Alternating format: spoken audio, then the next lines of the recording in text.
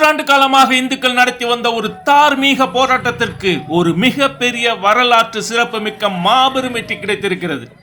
ஆக்கிரமிப்பு காலம் தொடங்கி இன்று வரை நடந்து கொண்டிருக்கும் உரிமை பிரச்சனைக்கு ஒரு சட்டப்பூர்வ தீர்வு கிடைத்திருக்கிறது. எங்கள் கோவில் என்று இந்துக்களும் எங்கள் மசூதி என்று முஸ்லிம்களும் விடாப்பிடியாக போட்டு வந்த சண்டை தற்காலிகமாக நிறுத்தப்பட்டிருக்கிறது.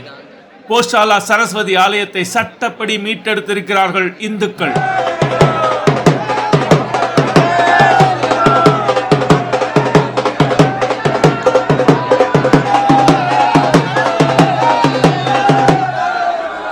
இந்து ஃப்ரண்ட் ஆஃப் ஜஸ்டிஸ் என்ற அமைப்பின் சமரசமற்ற சட்ட போராட்டம் ஆக்கிரமிப்பாளர்களிடமிருந்து கோவிலை மீட்டிருக்கிறது.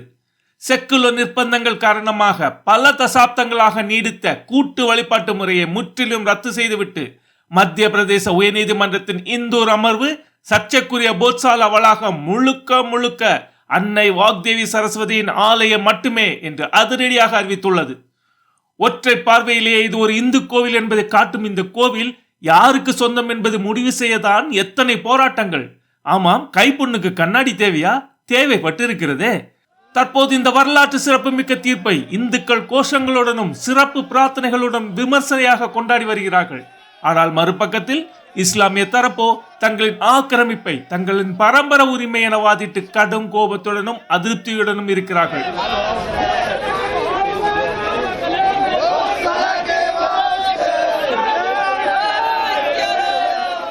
ஒருவித இறுக்கமான சூழலில் தேவையற்ற மோதல்களை தவிர்க்க காவல்துறை குவிக்கப்பட்டிருக்கிறது. இந்த பரபரப்பான நேரத்தில் 11ஆம் நூற்றாண்டின் புகழ்பெற்ற ஒரு பல்கலைக்கழகம் எப்படி ஆக்கிரமிப்பு பூமியாக மாறியது, பூமிக்கு அடியில் தொல்லியல் துறை கண்டெடுத்த உண்மைகள் என்ன, அந்த கோவிலின் வரலாற்றை, அதன் மீது நடந்த தாக்குதல்களை, கோவிலை மீட்க நடந்த போராட்டங்களை தான் வியூஸ் நவ் பொலிட்டிக்கல் சேனலின் இந்த தொகுப்பில் பார்க்க போகிறோம். பரமாரா வம்சத்தை சேர்ந்த மால்வா ராஜ்யத்தின் மாமன்னர் போஜராஜன் தேவி சரஸ்வதிக்கு கட்டிய கோவில் தான் இந்த கோஷாலா.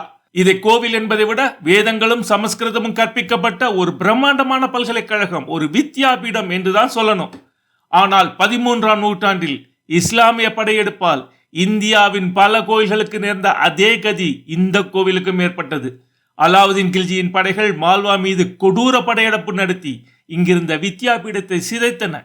அதன் பிறகு வந்த ஆக்கிரமிப்பாளர்கள் இந்த ஆலயத்தின் தூண்களையும் கட்டுமானங்களையும் சிதைத்து அதன் மேல் 13ஆம் நூற்றாண்டில் வாழ்ந்த மௌலானா கமல் அல்தீன் சிஸ்டியின் சமாதியை அமைத்து அதை மசூதியாக மாற்றினார்கள்.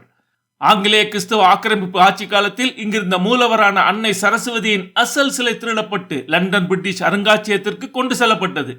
அடிமை காலத்தில் இருந்தே தொடங்கி நடந்து வந்த இந்த உரிமை போர் சுதந்திரத்துக்கு பிறகும் தொடர்ந்தது. அதன் உச்சகட்டமாக 2003ஆம் ஆண்டில் ஒரு விசித்திர தீர்வு கொண்டுவரப்பட்டது. இந்துக்கள் செவ்வாய்க்கிழமைகளிலும் முஸ்லிம்கள் வெள்ளிக்கிழமையிலும் வழிபடலாம் என்கிற செக்குல சமரசத்தை கொண்டு வந்து இந்துக்கள் மீது திணித்தார்கள்.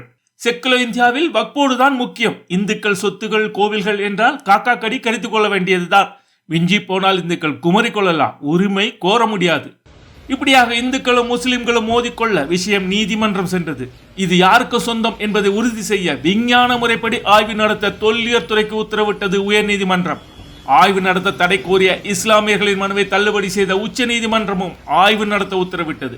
சுமார் 100 நாட்கள் நவீன ரேடார் கருவிகளுடன் பூமி சோதிக்கப்பட்டது. மசூதியின் தூண்களுக்கு அடியிலும் சுவர்களிலும் 90க்கும் மேற்பட்ட சிதைக்கப்பட்ட இந்து தெய்வங்களின் சிலைகளும் சமஸ்கிருத கல்வெட்டுகளும் கண்டெடுக்கப்பட்ட சிலைகளில் கணபதி, பீமன், நரசிம்மன், பைரவர் உருவங்களும் வாக்தேவியின் சிதைக்கப்பட்ட உருவமும் கண்டெடுக்கப்பட்டிருக்கிறது. இந்த மசூதியில் இந்து கோவில்களில் இருப்பது போலவே 106 தூண்களும் 86 சதுர தூண்களும் கொண்ட தூண்களின் வரிசை இருப்பது அறிக்கையில் வெளியானது. சுருக்கமாக சொன்னால் அங்கிருந்த அசல் இந்து ஆலயத்தை இடித்து தரமட்டமாக்கி விட்டுதான் அதன் மீது இந்த மசூதி கட்டப்பட்டது என்பதை நவீன அறிவியல் ஆதாரபூர்வமாக நிரூபித்து காட்டியது.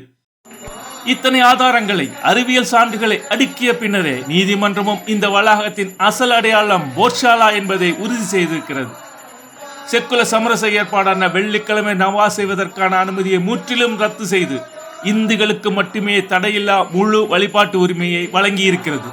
அதே நேரத்தில் அயோத்தி வழக்கின் தீர்ப்பு முறையை பின்பற்றி முஸ்லிம்கள் மசூதி கட்டிக்கொள்ள தார் மாவட்டத்தில் மாற்று இடத்தை ஒதுக்குமாறு மாநில அரசுக்கு உத்தரவிட்டுள்ளது. மேலும் லண்டனில் இருக்கும் சரஸ்வதி சிலையை மீட்க மத்திய அரசு நடவடிக்கை எடுக்க வேண்டும் என்றும் தீர்ப்பளித்துள்ளது.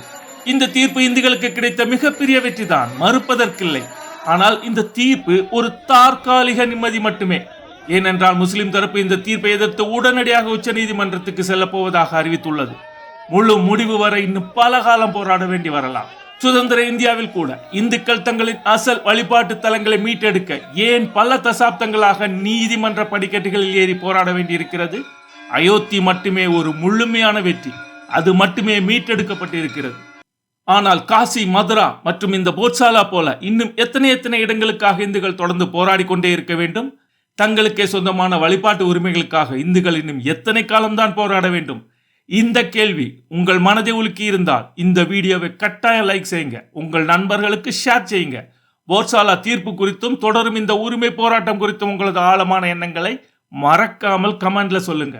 இது போன்ற அரசியல் அலசல்களுக்கு தொடர்ந்து இணைந்திருங்கள் உங்கள் வியூஸ் நவ் பாலிடிக்ஸ் சேனலுடன். நன்றி, வணக்கம்.